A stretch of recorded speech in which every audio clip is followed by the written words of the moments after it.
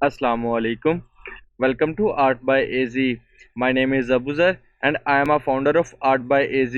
आज मैं आप लोगों के लिए लेके आ गया हूँ एक और क्लास और आज की क्लास में हम पैटर्न्स डिस्कस करने वाले हैं। पैटर्न्स को मैंने 5 स्टेप में डिवाइड कर दिया है ताकि हम इसे इजीली समझ सकें। स्टेप 1 में हम पैटर्न स्टैम्प टूल देखेंगे। स्टेप 2 में हम पैटर्न्स की कुछ लाइब्रेरीज देखेंगे।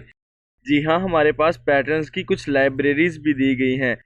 हम देखेंगे कि हम उन लाइब्रेरीज से पैटर्न्स को किस तरह एक्सेस कर सकते हैं और इसके साथ साथ अगर हमने गूगल से कुछ पैटर्न्स डाउनलोड किए हैं तो उसे हम अपने फ़ोटोशॉप में किस तरह लोड कर सकते हैं। और उसके बाद हम कस्टम पैटर्न्स देखेंगे, यानी कि हम खुद के अपने पैटर्न्स किस तरह बना सकते हैं। और उसके बाद हम देखेंगे कि हम पैटर्न्स को किसी इमेज पे किस तरह अप्लाई कर सकते हैं। और सबसे लास्ट पे हम सीमलेस पैटर्न्स देखेंगे। तो चलें बगैर टाइम वेस्ट किए वीडियो को शुरू करते हैं।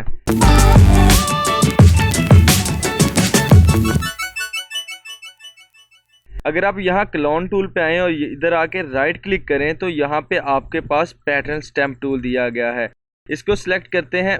ये बिल्कुल हमारे पास उसी तरह काम कर रहा होता है कि जैसे हमने ब्रशेस वाली क्लास में ब्रशेस को देखा था, तो बिल्कुल ये ब्रशेस की तरह ही काम कर रहा होता है।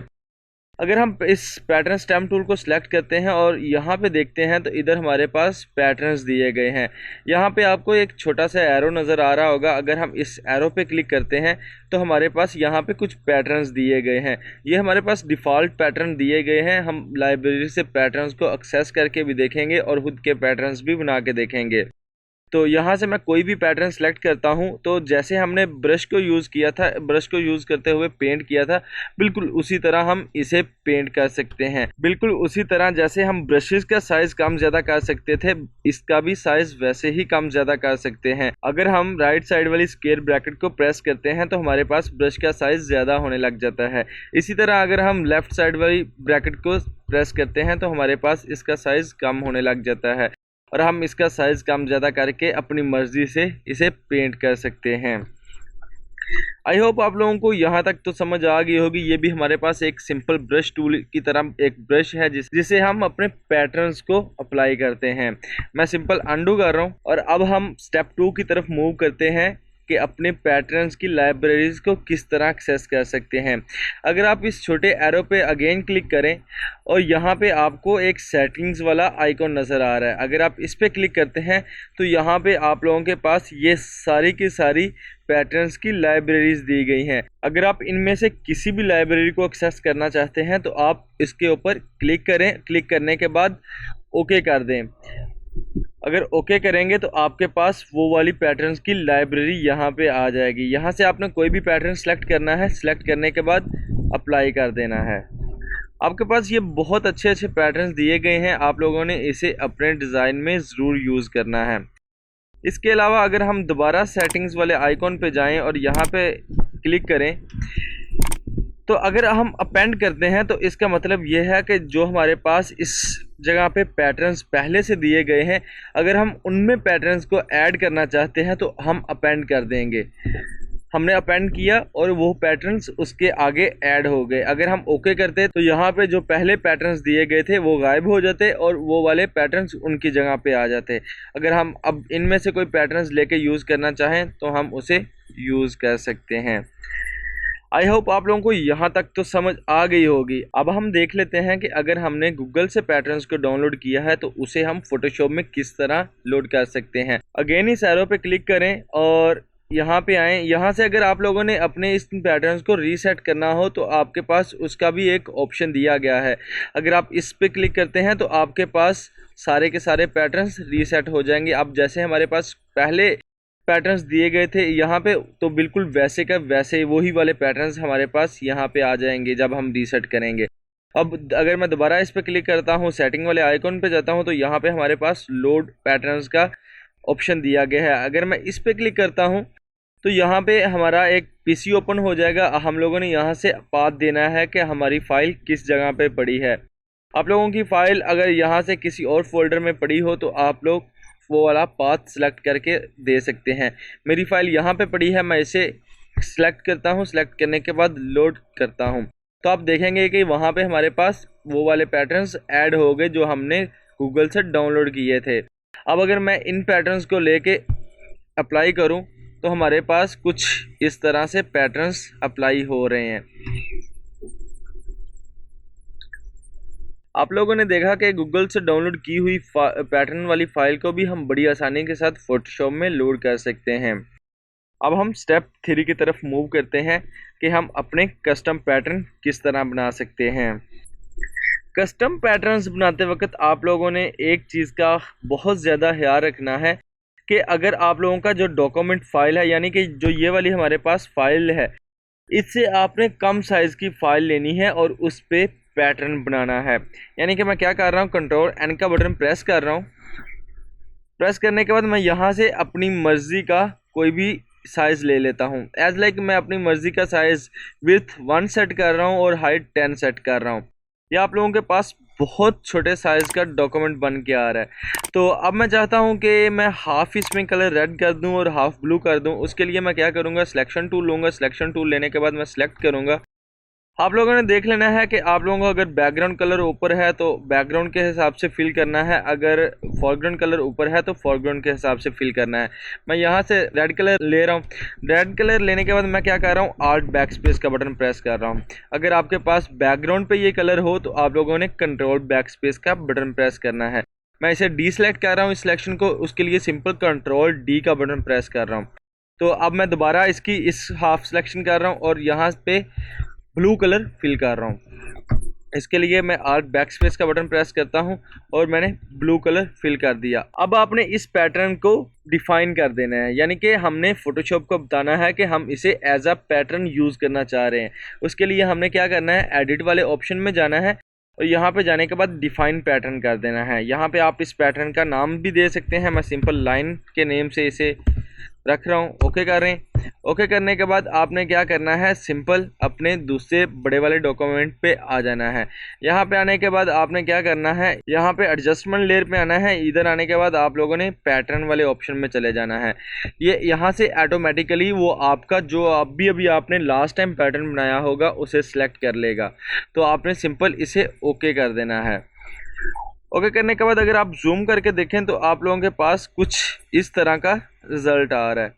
अब हमने हाफ को रखा था रेड और हाफ को रखा था ब्लू और उसी तरह हमारे पास ये पैटर्न बन के आ रहा है। अब आप इसका साइज़ भी कम ज़्यादा कर सकते हैं, यानी कि इसका स्केल कम ज़्यादा कर सकते हैं।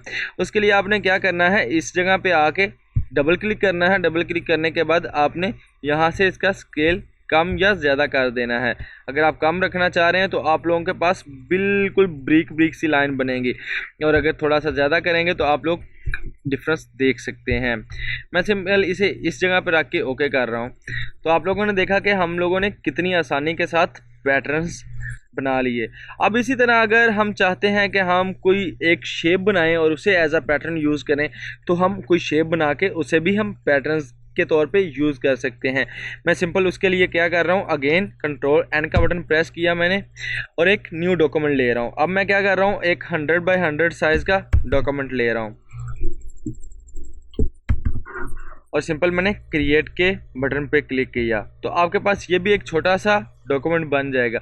तो आपने क्या करना है, अपनी मर्ज़ी के हिसाब से कोई भी शेप बना लेनी है।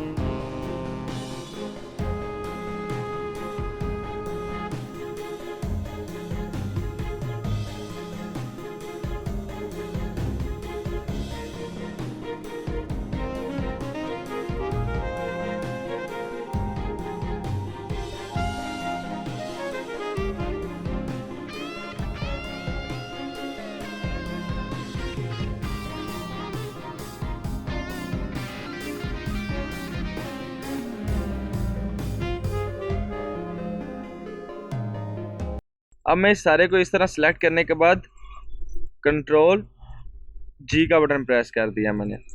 अब मैं क्या करूँगा, इससे यहाँ से अपना कोई पैटर्न डिफाइन करूँगा, यानी कि हमने एक शेप बना ली है और हम अब इसका एक पैटर्न बना रहे हैं। मैं आप लोगों को क्लियर कर दूं कि एक्चुअली पैटर्न होता क्या है। पैटर्न उस चीज़ को कहते हैं कि हमने एक चीज़ बनाई और अब हम उसे बार बार एक ही कैनवस पे या एक ही इमेज पे वही चीज़ दोबारा देखना चाह रहे हैं, तो वो हमारा पैटर्न होगा। तो मैं क्या करूँगा, इसकी कुछ और कॉपी ले रहा हूँ